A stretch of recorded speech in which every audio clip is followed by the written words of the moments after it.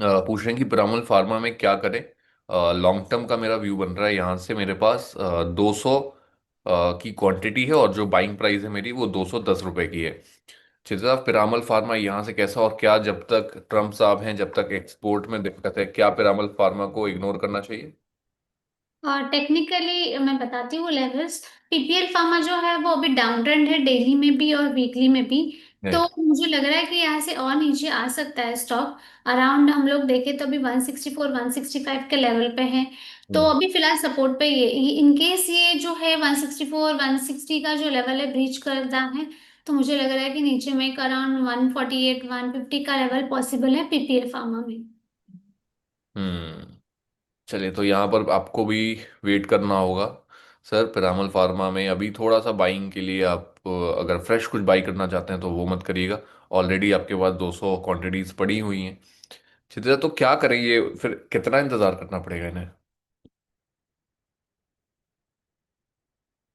है तो एक बार फंडामेंटली हम्म। सजेशन या व्यू लेने की राय रहेगी। But hmm. टेक्निकली मुझे फिलहाल में स्टॉक में कुछ भी अपसाइड या कुछ भी बाउंस मुझे नहीं दिख रहा है।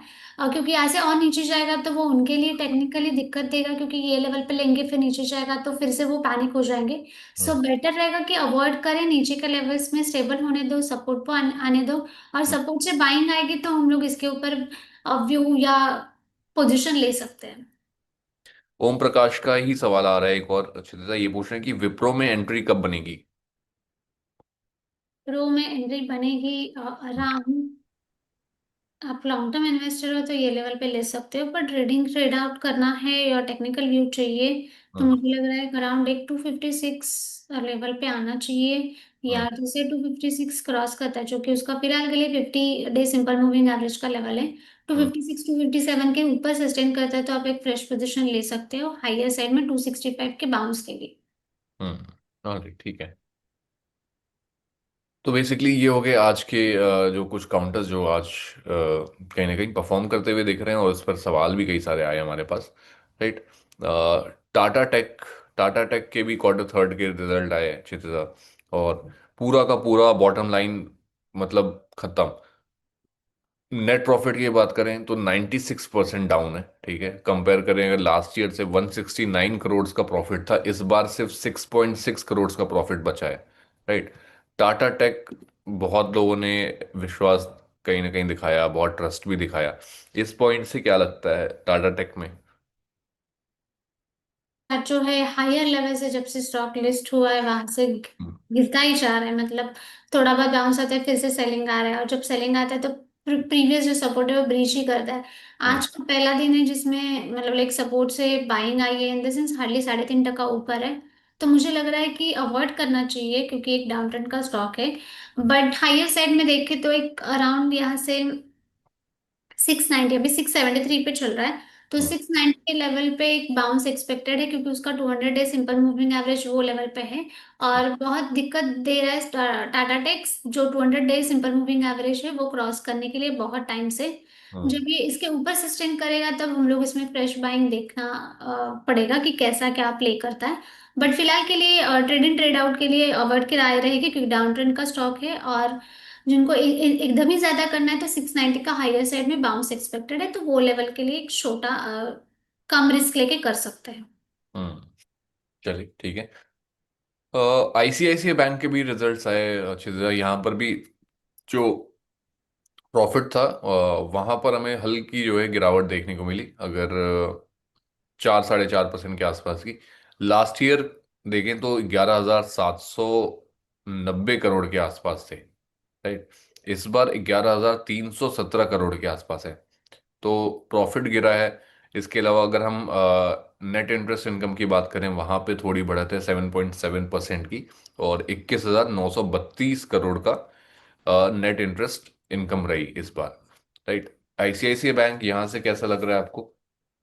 आईसीआईसीआई बैंक देखे तो एक स्टॉक की वजह, सॉरी, रिजल्ट अपडेट की वजह से थोड़ा बहुत उसमें हम्म। प्रेशर है। हम्म। बट मुझे इतना आईसीआईसीआई बैंक में दिक्कत नहीं लग रहा है, क्योंकि स्टॉक जो है वो ओवरऑल वीकली और मंथली सेटअप में अपट्रेंड का स्टॉक है। हम्म। डेली में थोड़ा साइडवेज अभी है। तो नीचे में जो इम्पोर्टेंट सपोर्ट लेवल है 1335 का, वो लेवल इम्पोर्टेंट है। वो देखने जैसा रहेगा। एक अराउंड अभी जो सेलिंग प्रेशर है वो कंटिन्यू रहेगा, तो 1335 के लेवल तक कैसे ऐसे बैंक आ सकता है। हम्म। तो ट्रेडिंग के लिए वो लेवल अच्छा रहेगा, तो 1335 का लेवल का वेट करना चाहिए मेरे हिसाब से। और चिता, एक आखिरी सवाल लेते हैं। या ये पूछ रहे हैं जिन्होंने पिरामल पर सवाल पूछा था, ये पूछ रहे हैं कि पिरामल फार्मा को सेल करके क्या लूपिन बाई कर सकता हूँ मैं अभी करंट प्राइस पर? हाँ, डेफिनेटली लूपिन का जो स्ट्रक्चर है, टेक्निकली मैं बता रही हूँ, वीकली मंथली सेटअप और डेली में सेटअप में अच्छा है। तो लूपिन में आप फ्रेश पोजीशन ले सकते हो, बट सेल करना है पीपीएल फार्मा। आपने जो हिसाब से स्टॉक लिया था वो एक बार आप प्रॉपरली देख लेना, क्योंकि आपने ट्रेडिंग के लिए लिया था, इन्वेस्टमेंट के लिए लिया था। वो एक बार फिगर इट आउट करना, और बट आप ये लेवल पे लूपिन में पोजीशन ले सकते हो। हाँ ठीक है। अ, एक और आखिरी सवाल ले लेते हैं चित्रा, बस ये लास्ट। हम्म। पूछ रहे हैं ये कि ग्रो पर नेक्स्ट टारगेट क्या हो सकता है?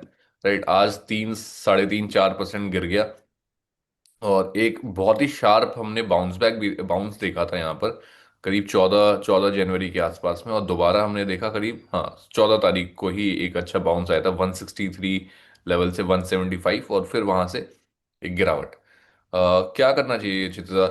ग्रो क्योंकि अभी रिसेंटली लिस्टेड है, अच्छा एक रनअप भी दे दिया, राइट।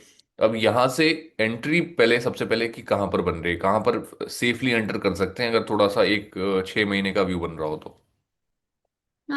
टेक्निकली देखा जाए तो वीकली सेटअप पे अराउंड 160 का लेवल है। हम्म। वहां पे आप एंट्री कर सकते हो। हम्म। फ्राइडे उसमें अच्छा खासा बाइंग देखा गया था, आज थोड़ा बहुत नीचे है जैसे कि आपने इन्फॉर्म किया। तो हम्म। मुझे लगता है कि एंट्री पोजीशन के लिए 160 का लेवल इंपॉर्टेंट है। वहां हम्म। पे आप पोजीशन ले सकते हो।